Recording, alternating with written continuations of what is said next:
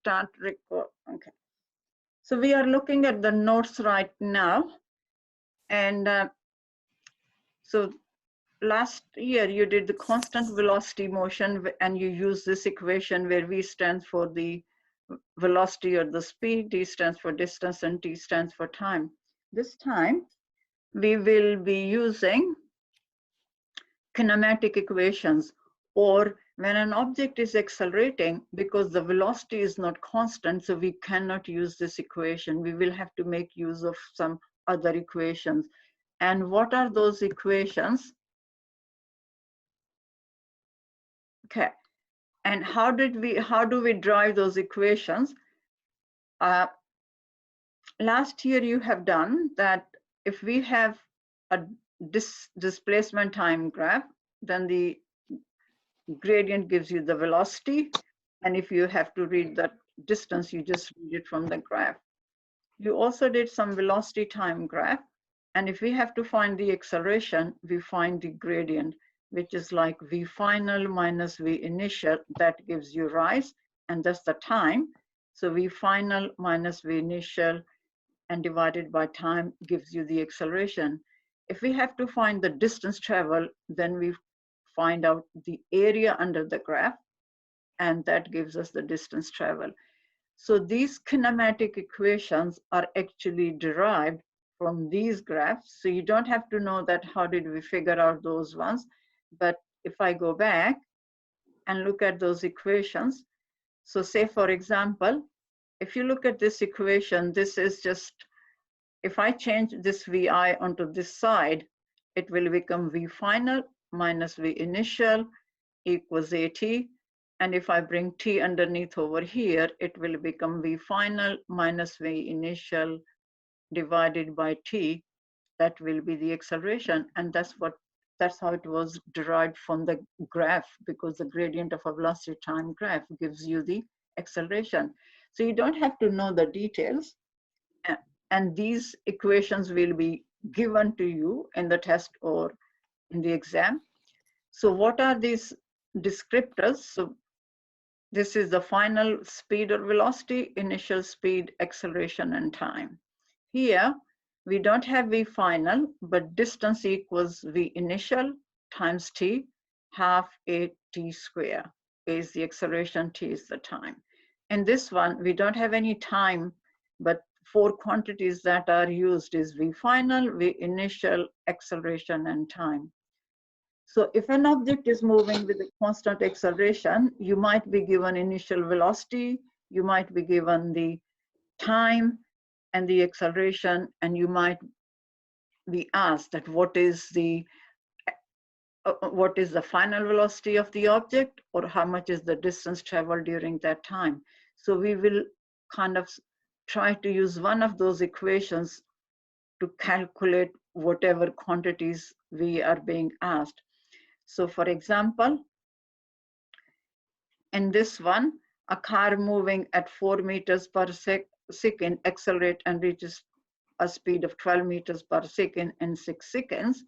Calculate the acceleration of the car, calculate the distance traveled by the car during those 6 seconds. So what we know is V initial, V final, we're given the time. For part A, we have to calculate the acceleration. So you look back over here, and that which of those equations has got these three things and the fourth one that you're looking for. So all those four things. And if you look in those equations, it's the first equation that has got those four things. So we will use this equation, substitute the value, and calculate the acceleration.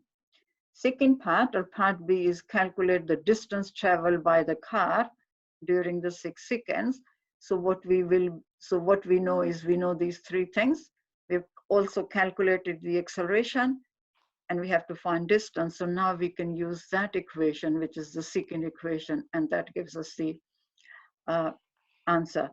So basically, for each and every problem that you will be doing from the question sheet, you will have to find out that what three quantities are given, what is the fourth one which is asked, and then choose the appropriate equation. Okay, is that making sense? Can anyone? Yeah. Okay, Yeah. that's good. So that's one of the lesson, which is today's lesson.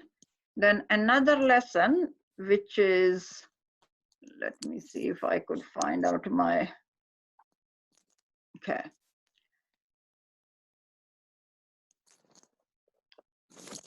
Okay, now this is an applet. Okay, now how can I make somewhere over there? Okay. Now, this applet can be used in 2 or 3 lessons. So one of the lesson is free fall. And what we can do is we can make this is like a cannon, and we can bring it down, and we can change the speed of the cannon. And all you have to do is you have to fire it. And it leaves a track. Okay, that how the, so if you notice, all you will have to notice is that how does the velocity change, you know, like in the first, so what is happening to the velocity is as the ball or the goes up, or whatever is being fired, it goes up, it slows down, and on the way back, it accelerates. So we will be, for these type of motion, we will be again using the same equations that I had mentioned in the, you know, the previous lessons or just a minute ago. But this time, only thing which is different is that acceleration will be the acceleration due to the gravity. So for upward motion, what we know that because object is moving upwards, but gravity is acting downward, so we will use acceleration as negative 9.8. Whereas for the downward motion, what we will use is that we will use acceleration as 9.8 meters per second square. Another thing, like for example, if something is dropped for this one, sorry, I will state to this one. So for this one, right at the very top, velocity becomes 0. So that if we know that what was the initial speed that it was fired with, so for example, presently I've set it at 15 meters per second, final velocity is 0, and it has traveled that much distance, and we have to calculate the distance. So we know the initial speed, we know the final speed, which is 0. We know the acceleration is 9.8. So we can use one of the kinematic equations to find out the distance traveled during the upward flight. So that's how we can use this applet, was just to show you that how the motion takes place. Another use of this applet is in projectile motion lessons, which is lesson, I think it's lesson 8 and 9. So what we can do is we can move this one. Okay, we can move it up. And for the first part, what we will try to pull it. Okay, and we can make it 0 degree. Okay, now, can people see the animation on their screen? Yeah. Yes. Okay, that's good. Okay, so now if we fire it, and let me make the speed a little bit smaller, say for example, 6 meters per second, and we fire it. So these little notches or dots, they are showing the position of the ball every second. So it was here or every kind of a millisecond. Now, if I have, now what I want to show you is, I just want to remove this one on the side. And if I want to show the velocity components, and let me see, reset it, velocity components, and fire it again.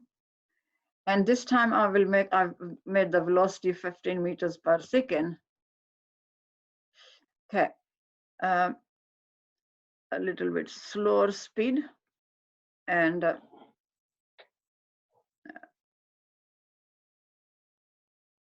will fire it again.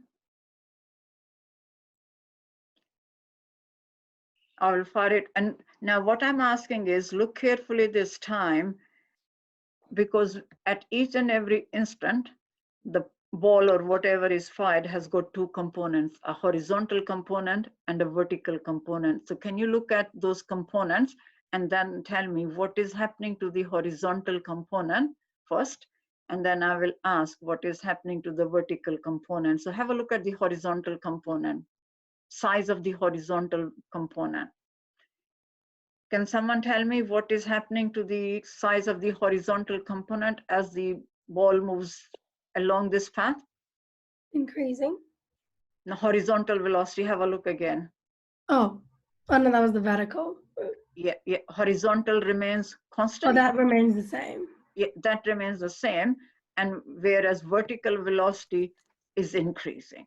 Okay, so that's the main thing in this type of projectile motion. And what do we mean by projectile motion is that there is no engine, like when a plane is flying in air, it has got an engine, so there is a force coming from the engine, whereas in projectile motion, the only force that is acting is the force of gravity, no other forces which are acting on the object.